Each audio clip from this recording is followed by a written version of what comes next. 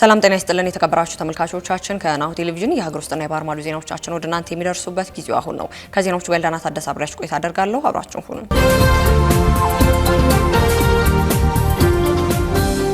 ቀደም ወዳደረግናቸው የአጫጭር የሀገር ውስጥ መረጃዎቻችን አልፋለን። በአሜሪካ የኢትዮጵያውያን ጊዜያዊ የመኖሪያ ፈቃድ ዕጣ ፈንታ በፍርድ ቤት ውሳኔ ታግዷል። የአሜሪካ የፌዴራል ዳኛ ብራያን መርፊን የትራምፕ አስተዳደር በስደት ላይ ባሉ ኢትዮጵያውያን ላይ የጣለው የጊዜያዊ የመኖሪያ ፈቃድ የማቋረጥን ውሳኔ በጊዜያዊነት አግዷል። ዳኛው ይህንን ውሳኔ ያሳለፈው የአሜሪካ ጠቅላይ ፍርድ ቤት ዝቅተኛ ፍርድ ቤቶች በኢሚግሬሽን ጉዳይ ላይ ያላቸውን ስልጣን የሚገድብ ውሳኔ ባስተላለፈበት ወቅት ነው ተብሏል።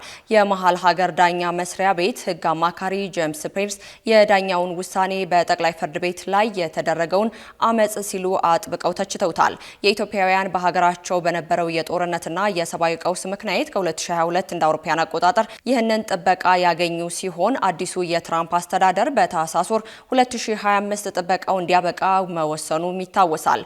ይህ የፍርድ ቤት ውሳኔ በግምት ከ26700 በላይ የሚሆኑ ኢትዮጵያውያንን ከስደትና ካስገድዶ የሀገር ውስጥ የማስወጣት ስጋት በጊዜያዊነት ያገደ ቢሆንም የህግ ክርክሩ ግን አሁንም በከፍተኛ ሁኔታ ይቀጥላልም ተብሏል።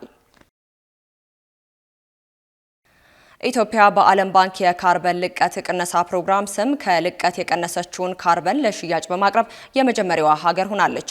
ዓለም ባንክ ኢትዮጵያ የተረጋገጠ 14.9 ሚሊዮን ቶን የካርበን ልቀትን መቀነሷንም አስታውቋል። ኢትዮጵያ በኦሮሚያ ክልል በባንኩ ድጋፍ በሚገኝ የደን መመናመንን በማስወገድና የአካባቢ ጥበቃን በማጠናከር የካርበን ልቀት የመቀነስ ፕሮግራም የመጀመሪያ ዙር ግምገማ መቀነስ የቻለችው የካርበን ልቀት መጠን ከሀገሪቱ ለመግዛት ከታቀደው ካርበን የበለጠ መሆኑንም ባንኩ ጠቅሷል። የባንኩ ማረጋገጫ ሀገሪቱ ከዓለም አቀፍ የካርበን ገበያ ተጨማሪ ገንዘብ እንድታሰባስብ እድል ይፈጥርላታልም ተብሏል። ኢትዮጵያና ዓለም ባንክ እስከ 40 ሚሊዮን ዶላር የሚያስገኝ የካርበን ግምት ስምምነት ከ3 ዓመት በፊት የተፈራረሙ ሲሆን የስምምነቱ ግብም በኦሮሚያ ክልል ከሚገነባው ፕሮግራም እስከ አውሮፓውያን 2030 ድረስ 4 ሚሊዮን ሜትሪክ ቶን የካርበን ልቀት መሆኑም ተሰምቷል። የጣና ሐይቅ በወረርሽኝ አደጋ ላይ መውደቁን የአማራ ክልል አካባቢ ጥበቃ ባለስልጣን አስታወቀ። የኢትዮጵያ ትልቁ የንጹህ ውሃ ሐይቅ የሆነው የጣና ሐይቅ ከባድ የስነ ምህዳር አደጋ እንዳንዣበበበት ተገልጿል። የውሃ አረም ወረርሽኝ ወደ 36 ተጨማሪ ቀበሌዎች በመስፋፋቱ ሐይቁ ለመርከብ እንቅስቃሴ አስቸጋሪ የሆነ መምጣቱን ነው ባለስልጣኑ የገለጸው። ባለሙያዎች አፋጣኝ ምላሽ ካልተሰጠው በስተቀር የውሃ መጠን ሊቀንስና ልዩ የብዝሃ ሀብቶች ሊጠፉ እንደሚችሉ አስጠንቅቀዋል። እነዚህ ባለሙያዎች እንዳሉትም ለአረሙ መባባስ የቁጥጥር መዳከም፣ የአካባቢ መበላሸትና በሐይቁ ዳርቻ ከሚገኙ ሆቴሎች የሚለቀቅ ቆሻሻ ዋነኞቹ ምክንያቶች ናቸው ብለዋል። ከዚህ ቀደም የተደረገው የማህበረሰብ ንቅናቄ ስኬታማ ቢሆንም በፖለቲካዊ አለመረጋጋት ምክንያት የተጀመሩ ስራዎች መቋረጣቸው አረሙ ድጋሚ እንዲስፋፋ አድርጎታል። የአማራ ክልል አካባቢ ጥበቃ ባለስልጣናት ኃላፊዎች ችግሩ ትልቅ ፈተና እንደሆነባቸው አምነዋል። ተቋማቱ ማሻሻያ ቢደረግባቸው የሀብትና የቁሳቁስ እጥረት ስራዎች እንዲቀዛቀዙ አድርጓቸዋልም ነው የተባለው። ሪፖርተር ዘገበው ሐይቁ ከክፍለ ዘመን አደጋ ለመታደግ ዘላቂና የተቀናጀ የመንግስትና የህብረተሰብ ርብርብ ወሳኝ መሆኑንም ተዘግቧል።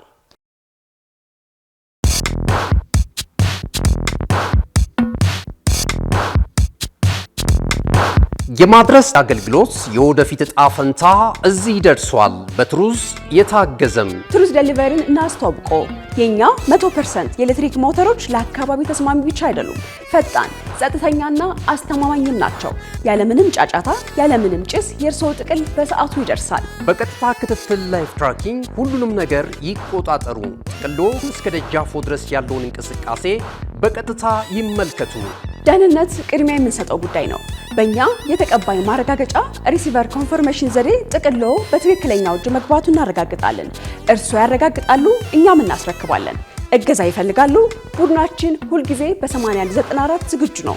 ትሩዝ ዴሊቨሪ ለአካባቢ ተስማሚ፣ ደህንነቱ የተጠበቀና የቀጥታ ክትትል ያለው። ዛሬውኑ በ8194 ይደውሉ። ቀጥለናል። ከውጭ ያገኘናቸው መረጃዎቻችን አልፋለን። በስፔንና በእስራኤል መካከል ያለው ዲፕሎማሲያዊ ውጥረት ይበልጥ እየተካረረ መምጣቱ ተገለጸ። በስፔንና በእስራኤል መካከል ያለው ዲፕሎማሲያዊ ውጥረት ይበልጥ እየተካረረ በመምጣቱ በአሁኑ ወቅትም የስፔን የህፃናትና ወጣቶች ሚኒስቴሯ ሳራ ሬጎ በእስራኤል መንግስት ላይ እጅግ ጠንካራና የበረታ ወቀሳንም ሰንዝራለች።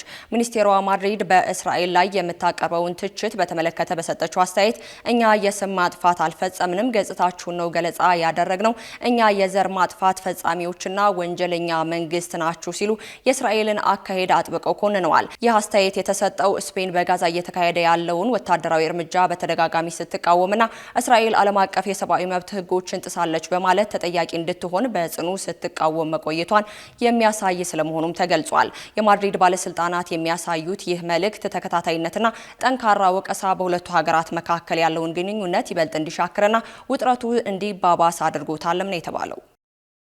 በመጨረሻም አሜሪካ ጥቃቷን እስካላቆመች ድረስ ጦርነቱን እንደምትቀጥል ኢራን አስታወቀች።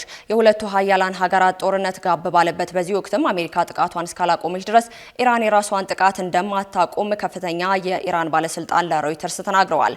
የንግግር ፕሬዝዳንት ዶናልድ ትራምፕ የአሜሪካ የጦር መሳሪያ ክምችት ቅነሳ ስጋት እና ስለ ኢላማዎቹ መደናቀፍ አማካሪዎቻቸው ካሳወቋቸው በኋላ አሜሪካ የቦምብ ጥቃቷን ለጊዜው ማቆሟን ተከትሎ ነው። በኢራን ላይ ለ13 ምሽት ሲካሄድ የነበረው የአሜሪካ የአየር ላይ ጥቃት ተጠናክሮ ከቀጠለ በኋላ ፔንታጎን ዘመቻውን ከአርብ ጀምሮ ያቆመ ሲሆን ቅዳሜና እሁድም ምንም አይነት የአሜሪካ ጥቃት አልተመዘገበም። ስማቸው እንዳይጠቀስ የጠቀሱ አንድ የኢራን ባለስልጣን ለሮይተርስ እንደተናገሩት የቴህራን አቋም አሁን ላይ ለጥቃት ምላሽ ጥቃት አታክ ፎር አታክ የሚል ነው።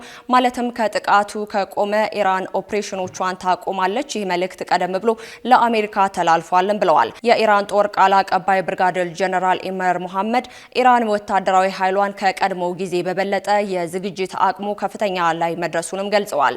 ለኢራን የመከላከያ ፕሬስ የዜና ወኪል በሰጡት ቃለ ምልልስም በተኩስ አቁሙ ወቅትም የተገኘውን እድል በመጠቀም የውጊያ ጊዜያችንንና የመዋጋት አቅማችንን ማጠናከራችን ከፍተኛ አስተዋጽኦ አድርጓልን ብለዋል። በሌላ በኩል የአሜሪካ ኮንግረስ አባል ቶማስ ማሲ የትራምፕ አስተዳደር በኢራን ላይ ባደረገው ጦርነት የሀገሪቱን መረጋጋትና ሀብት በእጅጉ ጎድቷል ሲሉም ከሰዋል። አሜሪካ ከኢራን ጋር ባደረገችው ጦርነት ምክንያት በእጅጉ ተዳክማለች ሲሉ ነው በኤክስ ገጻቸው ላይ የጻፉት። ካሽጎ በየትኛውም ዓለም ሆነው በማንኛውም ሰዓት ለወገኑ የሚደርሱበት ፈጣን የገንዘብ መላኪያ ተከፈተሎ። ማስተርና ቪዛ ካርዶን በመጠቀም ከ5 እስከ 20 ዶላር የሚልኩበት አዲስ የገንዘብ መላኪያ መንገድ። ካሽጎን ለየት የሚያደርገው የትኛውም የገንዘብ ዝውውር በፍጥነት አገልግሎት ከመስጠቱም ባሻገር ለማንኛውም አገልግሎት ምንም አይነት ክፍያ አለመጠየቁ ነው። በሀገራችን ታሪክ ገንዘብን ከውጪ ወደ ሀገር ቤት በማስተላለፍ በመተግበሪያ መልክ አገልግሎት መስጠት የጀመረው የመጀመሪያው ሀገር በቀል የገንዘብ መላኪያ ዘዴ ካሽጎ ከ4500 በላይ ባሉ የባንክ ቅርንጫፎች አገልግሎት እየሰጠ ይገኛል። ገንዘቦን በሰኮንዶች ልዩነት ውስጥ ይፈልጉ በአካውንቶ ወይንም በእጆ ቆጥረው የሚወስዱበት ልዩ ዘዴ። በቅርቡ ሁሉንም ኢትዮጵያዊ ባለቤት ለማድረግ ጉዞ የጀመረው ካሽጎ ዛሬውኑ መተግበሪያውን በስልኮ ላይ በመጫን የአገልግሎቱ ተጠቃሚ ሆኑ።